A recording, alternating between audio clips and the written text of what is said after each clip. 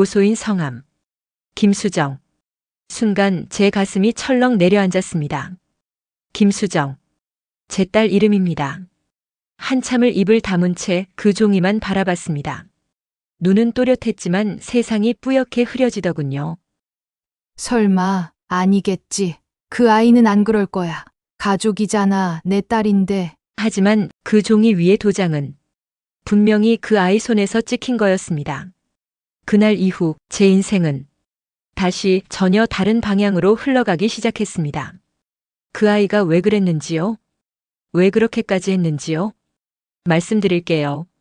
지금부터 전 한 어머니가 어떻게 피고인이 되었고 또 어떻게 그 자리를 벗어났는지 하나하나 들려드리겠습니다.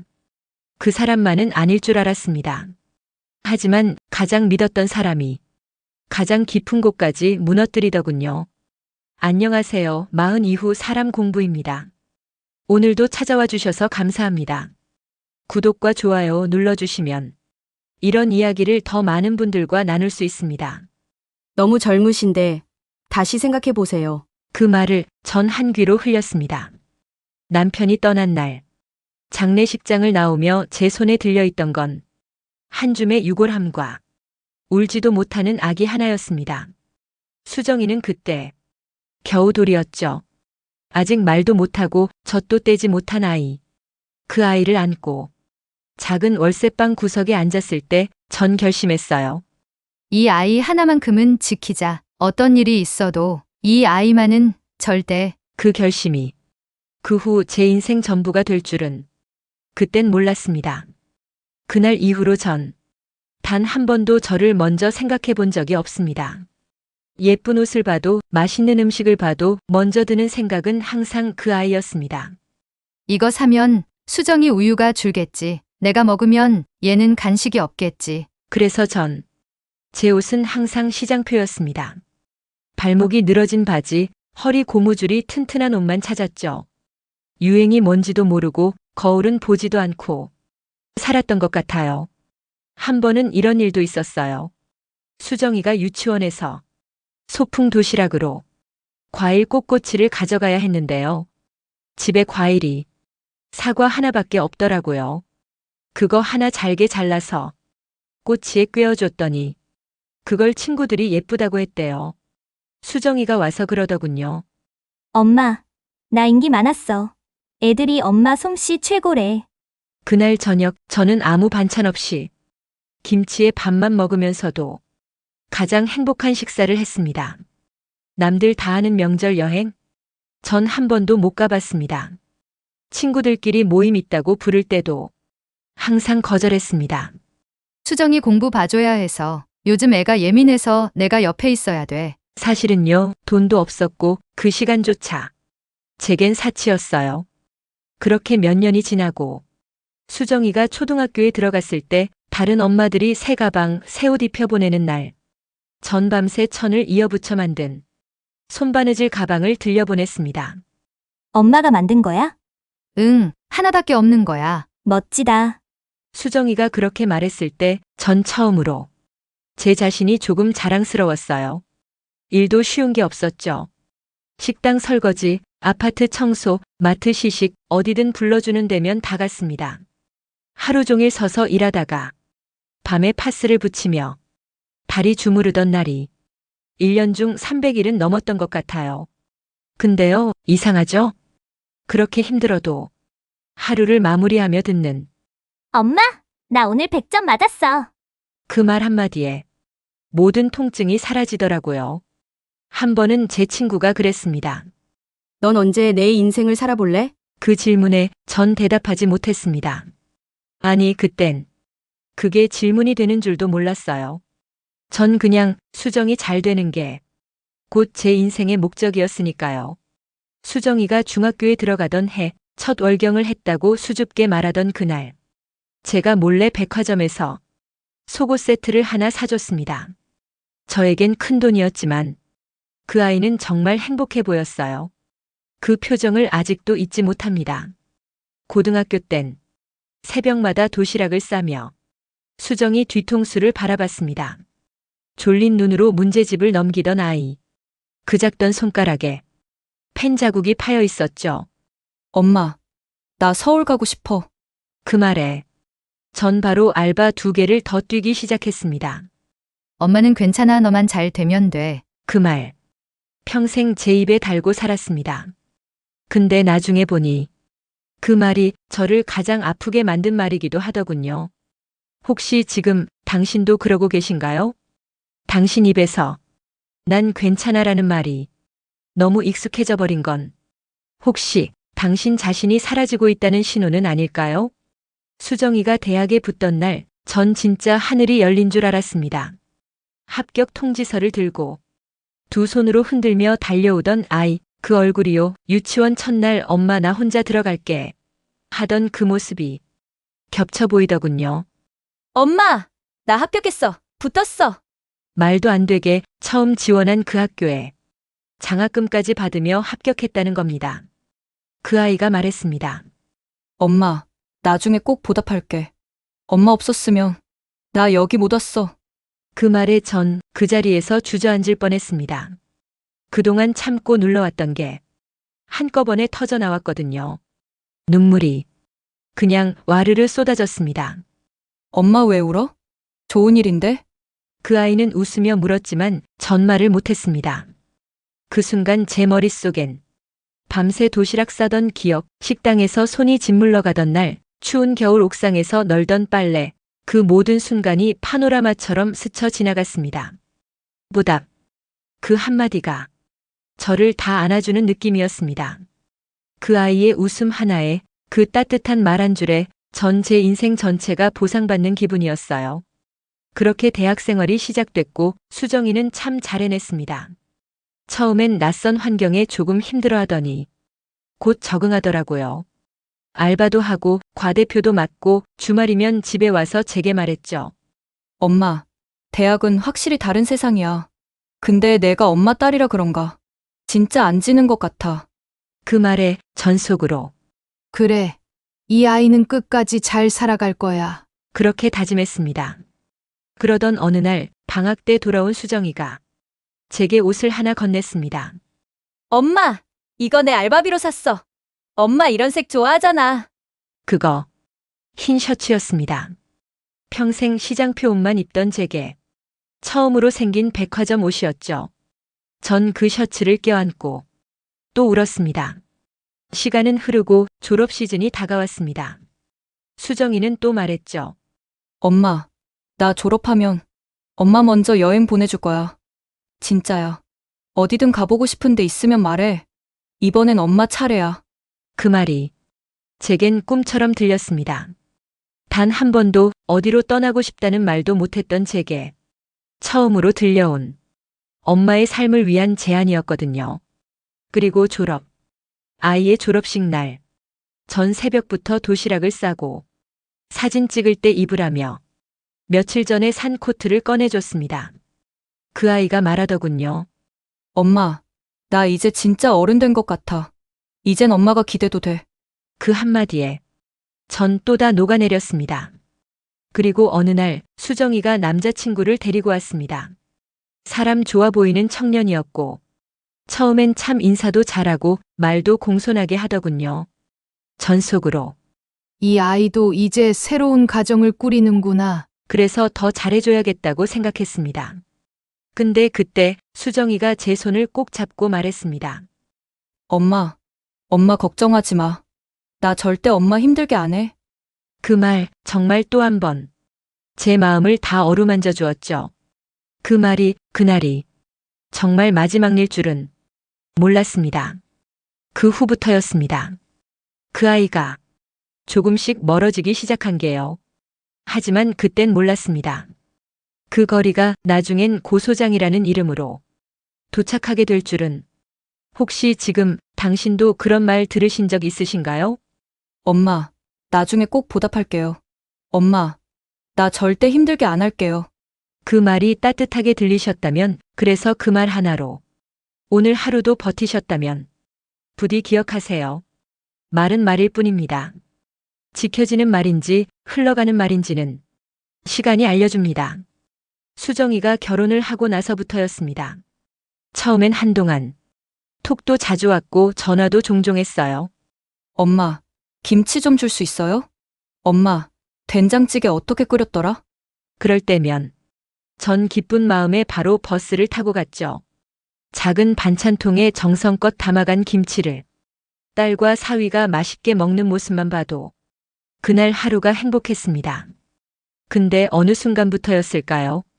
전화가 점점 줄어들더니 문자에 답이 없을 때도 생겼습니다. 바빠서 그래요, 엄마. 몸이 좀 안 좋아서요. 다음 주엔 꼭 갈게요. 그 말이 반복될수록 제 마음은 묘하게 조급해졌습니다. 혹시 내가 뭘 잘못했나? 내가 부담이 되나? 그러던 어느 날 제가 살던 전셋집 계약이 끝났습니다. 건물주가 직접 들어온다며 이사를 나가달라는 통보를 했죠. 갑작스러웠고 당장 마땅한 대안도 없었습니다. 혼자 감당하기엔 벅찬 상황이었어요. 몇 날 며칠 고민하다 조심스레 수정이에게 전화를 걸었습니다. 수정아, 엄마가 말이지. 며칠만 너희 집에 있어도 될까? 딱 몇 주면 돼. 급히 나가게 됐는데 당장 갈 곳이 없어서. 잠시 침묵이 흘렀습니다. 그 아이는 숨을 한번 고르고 이렇게 말하더군요. 그래요. 들어오세요. 잠깐이면 괜찮아요. 그 말이 왜 그렇게 낯설게 들렸을까요? 그래요, 허락이었어요. 하지만 따뜻한 환영은 없었습니다. 그저 허용이었죠. 몸이 건조한 정없는 동이. 며칠 후 짐 몇 개를 챙겨 딸 집으로 들어갔습니다. 현관문을 열고 들어선 순간 딸은 어색하게 웃으며 말했습니다. 엄마, 방이 따로 없어서 거실에 요 깔아드릴게요. 조금만 불편하시더라도. 불편하다는 말을 입에 담는 아이의 표정이 어쩐지 이미 많이 지친 사람처럼 보였습니다. 전 그저 고개를 끄덕였죠. 민폐가 되기 싫었으니까요. 딸의 집에서 처음 보낸 그 밤, 거실 한쪽에 깔린 요 위에 누워 조용히 천장을 바라봤습니다. 예전엔 수정이와 함께 누웠던 방에서 같은 방향으로 돌아 누워서 이야기를 나누곤 했었는데 이젠 같은 집 안에서도 우린 아주 먼 사이가 되어 있더군요. 다음 날 아침 식탁엔 숟가락이 3개 놓여 있었지만 제 건 다른 그릇이었습니다. 흰 사기 그릇 대신 플라스틱 대접. 국물은 적었고 밥은 한 수저 덜 퍼진 느낌이 들었습니다. 괜찮다고 생각했습니다. 진짜로요.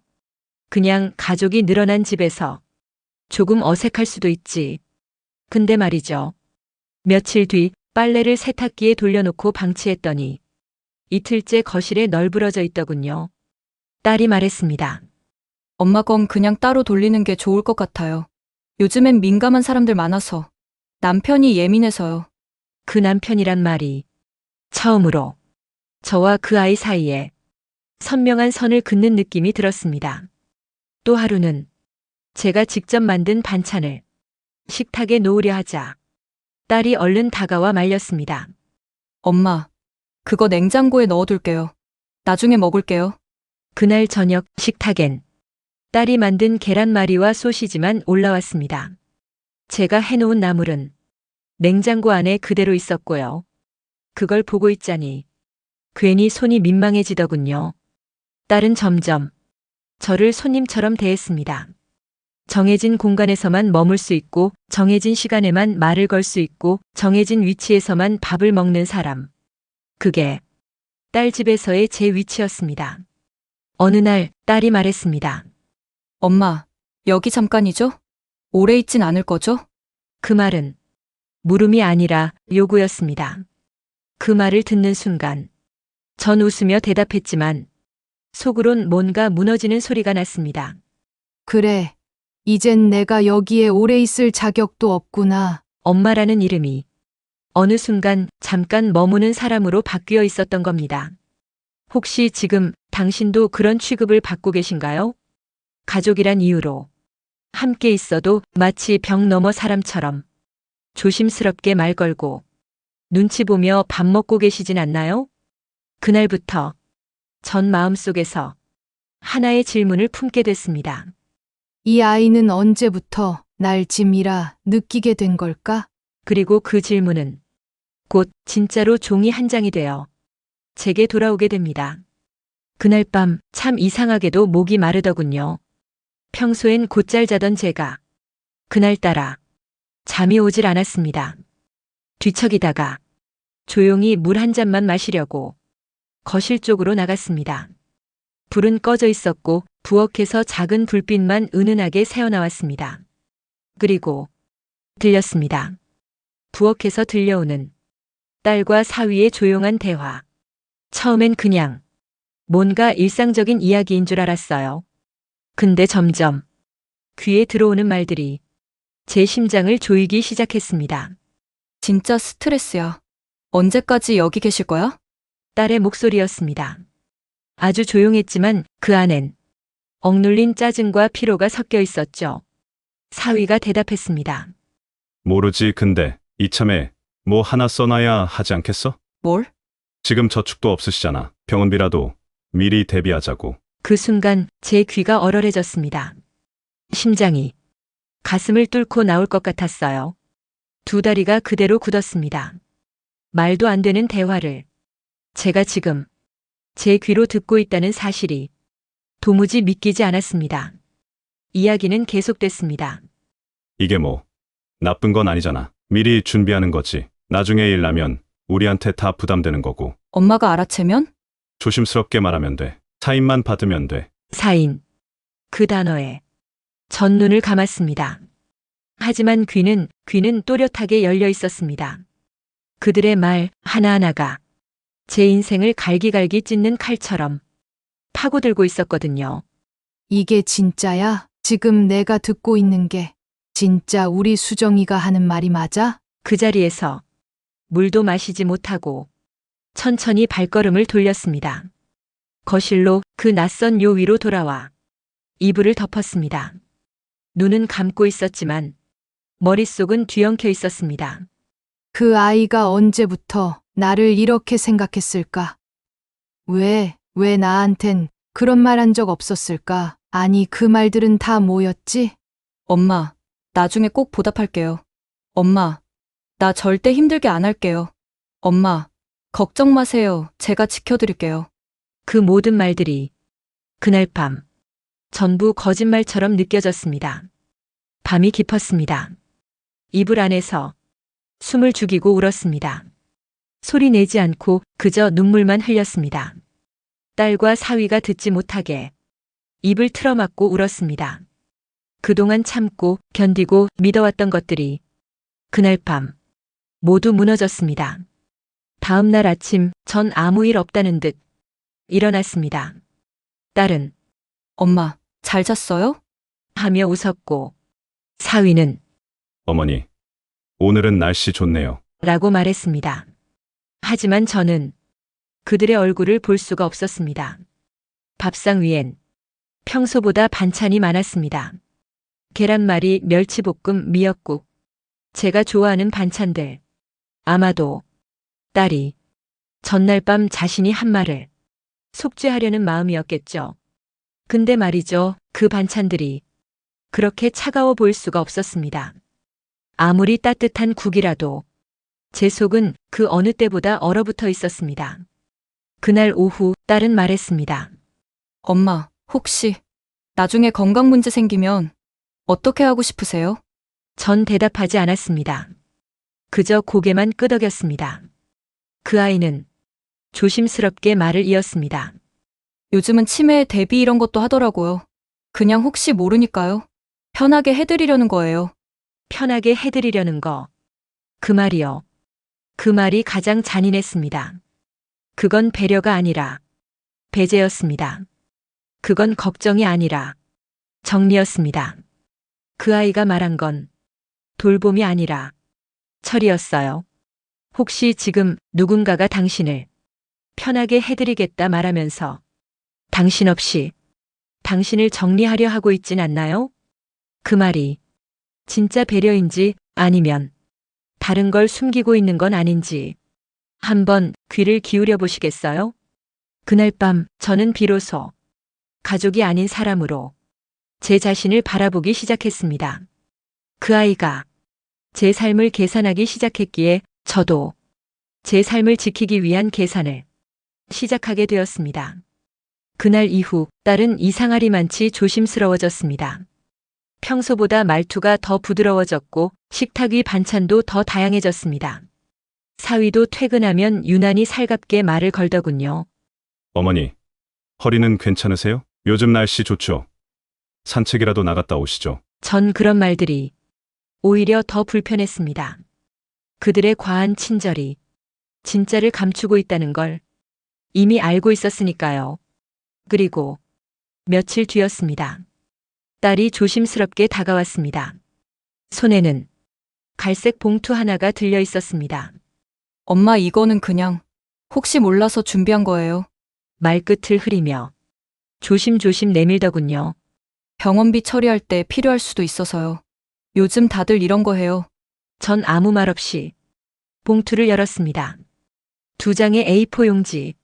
하나는 인쇄된 설명서였고 다른 하나는 서명란이 표시된 서류였습니다. 그리고 눈에 들어온 제목 한 줄. 치매 발생 시 대리인 지정 동의서. 그 아래 조그만 글씨로 한 줄이 더 쓰여 있었습니다. 자산 관리 및 처분 포기 동의. 그 순간 제 손끝이 차가워졌습니다. 사인은 하나면 된다더군요. 도장도 찍을 필요 없다고. 지금 당장은 아니고 그냥 준비만 해두자는 말도 덧붙였습니다. 엄마, 그냥 편하시게 해드리려는 거예요. 복잡해지면 서로 힘들잖아요. 그 말이 가장 잔인했습니다. 편하시게, 복잡해지지 않게. 그 말의 속뜻은 이제부터 엄마 없이도 우리가 결정하겠다는 뜻이었습니다. 그건 배려가 아니었습니다. 배제였습니다. 순간 사위의 말이 떠올랐습니다. 사인만 받으면 돼. 그래서였구나.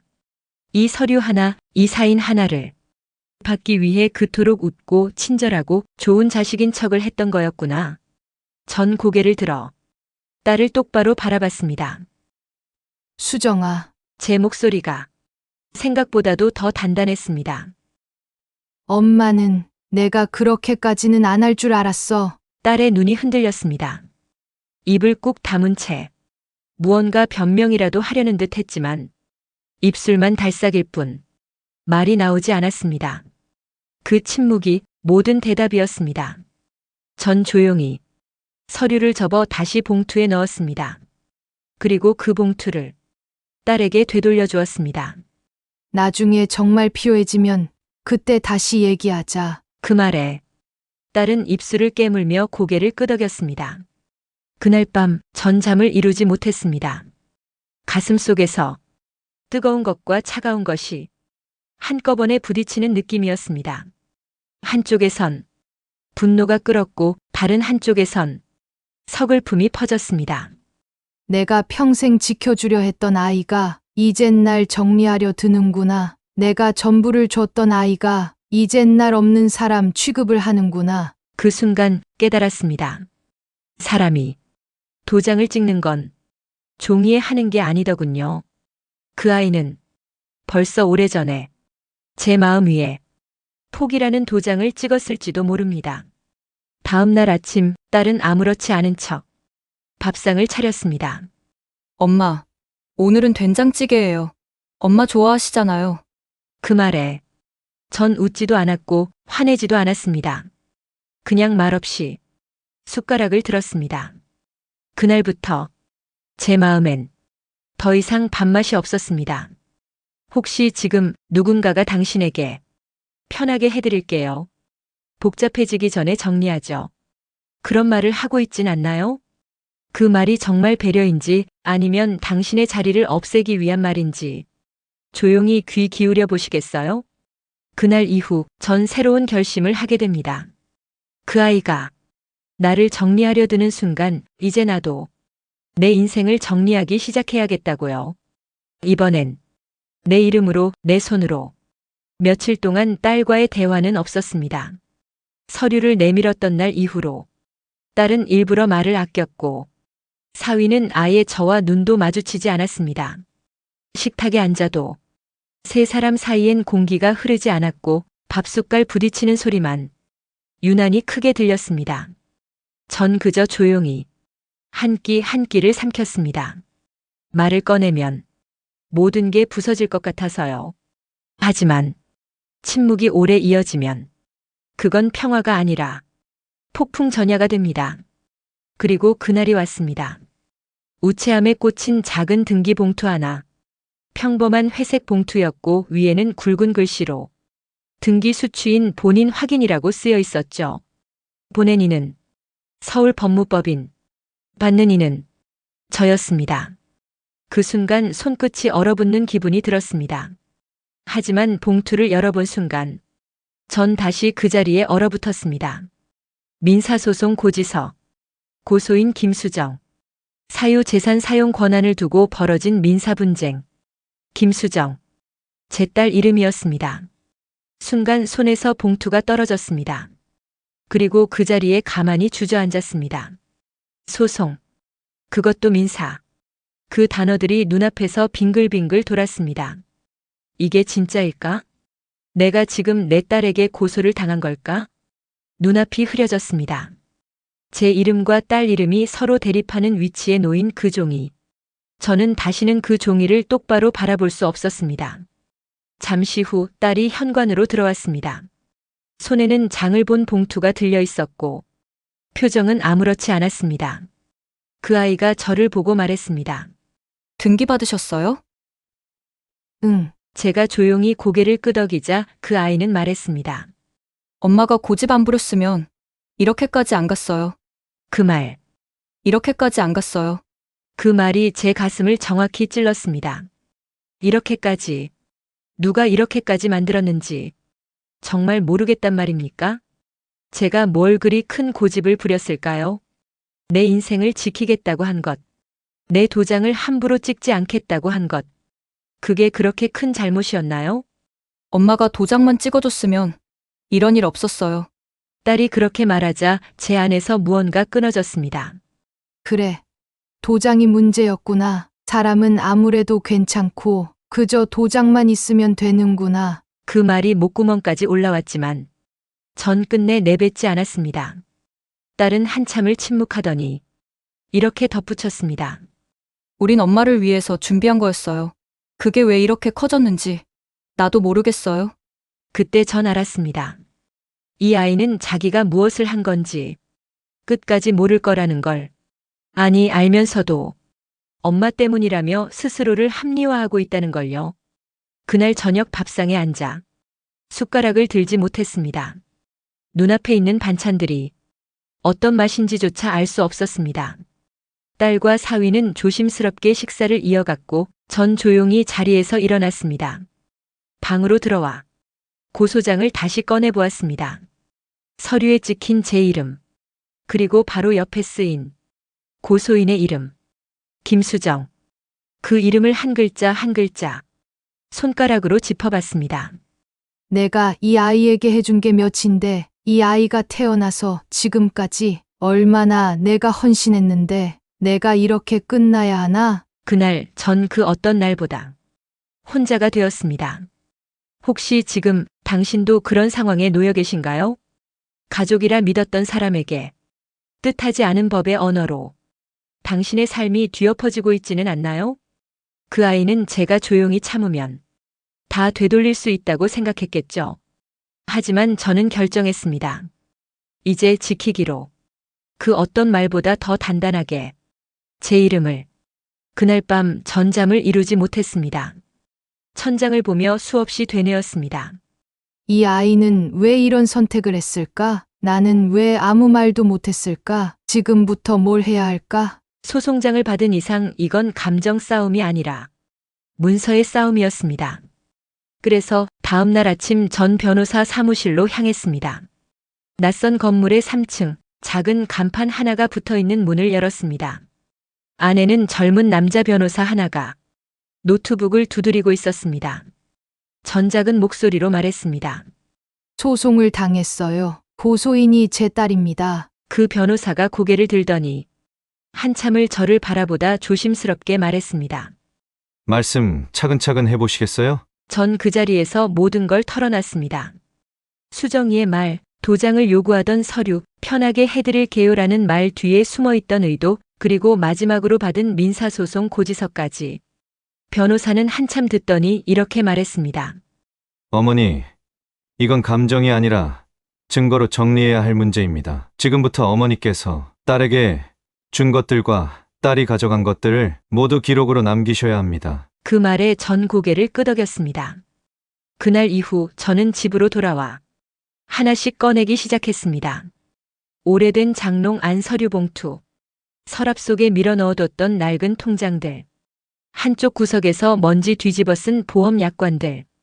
가장 먼저 꺼낸 건 통장 복사본이었습니다.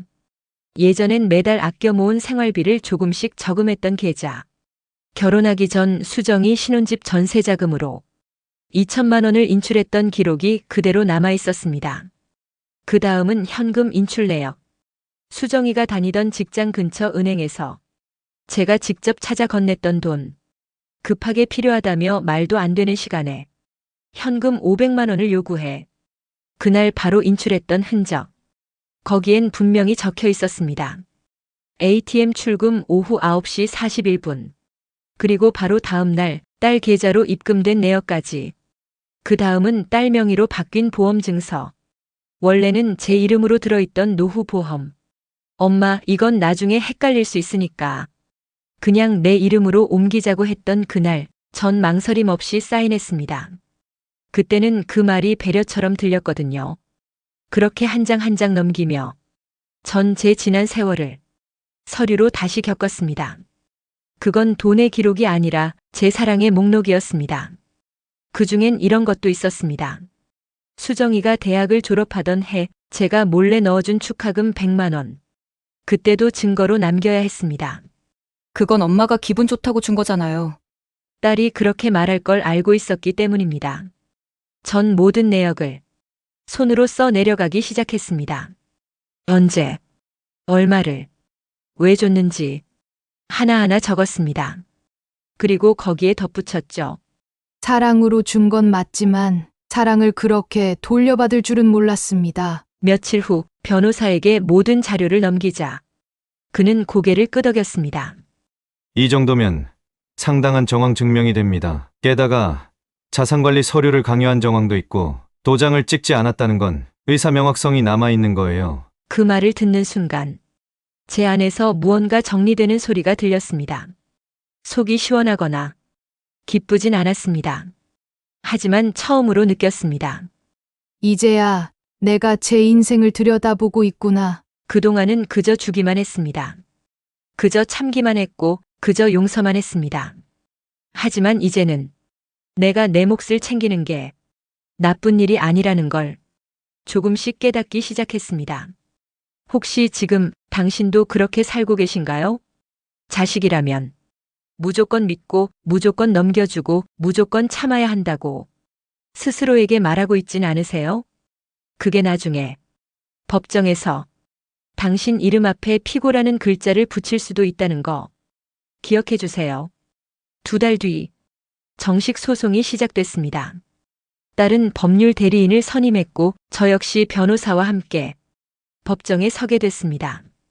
피고석에 앉은 제 이름을 보는 순간 심장이 두근거렸습니다.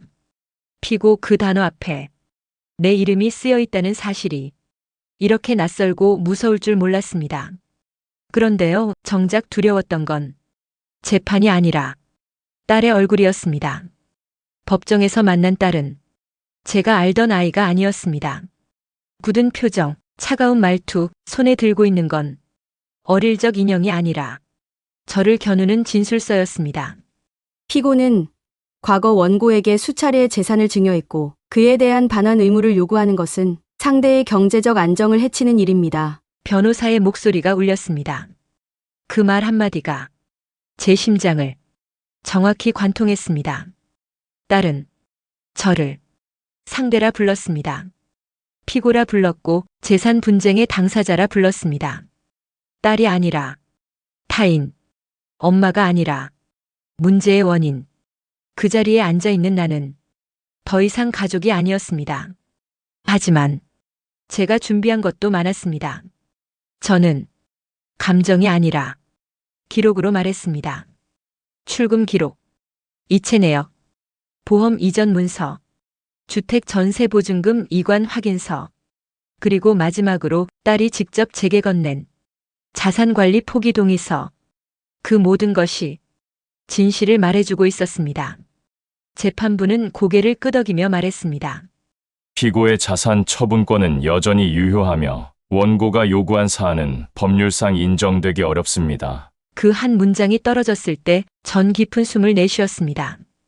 딸은 아무 말도 하지 않았습니다. 결과가 확정되자 고개를 푹 숙였고 입술을 세게 깨물더군요. 아마 자신도 알고 있었을 겁니다. 이게 정당한 결과라는 걸요. 재판이 끝나고 나오는 길 딸이 뒤따라와 말했습니다. 엄마, 이건 진짜 오해였어요. 엄마가 도와줬던 거 다 알아요. 그냥, 그땐 저도 너무 힘들었어요. 그 말에 전 잠시 멈춰 섰습니다. 그리고 조용히 말했습니다. 그래, 너도 힘들었겠지. 근데 그건 내가 엄마를 이렇게 만든 걸 덮어줄 이유는 아니야. 그 아이는 아무 말 없이 서 있더니 결국 돌아섰습니다. 전 그 뒷모습을 보며 한참을 생각했습니다. 내가 저 아이에게 바랐던 건 감사도 보답도 사과도 아니었습니다. 단 하나, 존중이었습니다. 돈은요, 정말 중요하지 않았습니다. 그깟 전세금, 그깟 보험. 제가 아끼면 또 벌 수 있었어요. 근데요, 그 모든 걸 넘겨주고도 지켜야 할 게 하나 있었습니다. 제 이름, 제 살, 그리고 사람으로서의 저 자신이었습니다. 혹시 지금 당신도 누군가로부터 엄마니까, 부모니까라는 말로 모든 걸 요구받고 계시진 않나요? 엄마는 그냥 조용히 있어요. 엄마는 신경 쓰지 말고 도장만 찍어요. 그 말들이 가볍게 들릴 수 있습니다. 하지만 그 안에 들어있는 사람으로서의 존엄을 지워도 된다는 뜻, 절대 그대로 받아들이지 마세요. 전 이제야 압니다. 부모는 무조건 줘야 하는 존재가 아니라 끝까지 존중받아야 하는 사람이라는 걸. 그리고 그 사실을 저는 이제부터라도 제 스스로 지키기로 했습니다. 사람은 누구나 마지막에 지켜야 할 것이 하나쯤은 있어야 하니까요. 오늘도 마흔 이후 사람 공부와 함께 해주셔서 감사합니다. 이 사연이 여러분 마음에 작은 울림이 되었다면 좋아요와 구독 그리고 알림 설정 부탁드립니다. 다음 시간에는 또 다른 인생의 이야기로 당신의 하루에 따뜻한 동행이 되어드릴게요. 감사합니다.